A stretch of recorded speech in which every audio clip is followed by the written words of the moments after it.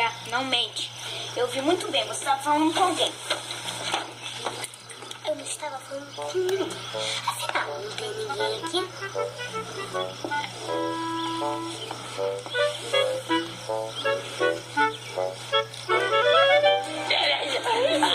A gente tem que dar um jeito de se soltar aqui, Coca. Com eles. Agora, aqueles dois defuntos.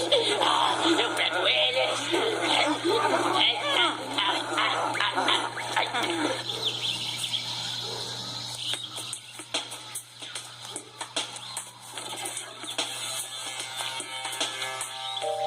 O Zumpilho continua foragido.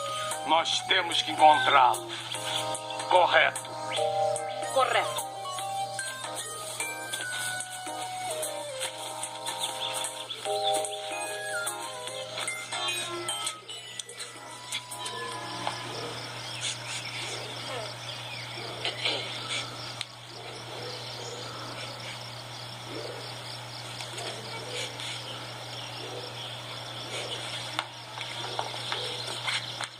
Eu tô sentindo cheio de Zumpilho.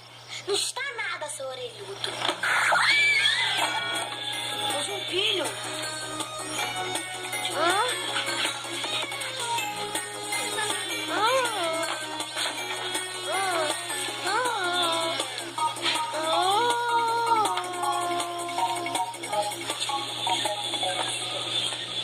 Temos que bolar um plano para raptar esses terráqueos. Mesmo, temos que bolar um plano. O que você sugere? Eu acho que eu sei o que você sugere. Eu sugiro. Eu perguntei primeiro, Dick.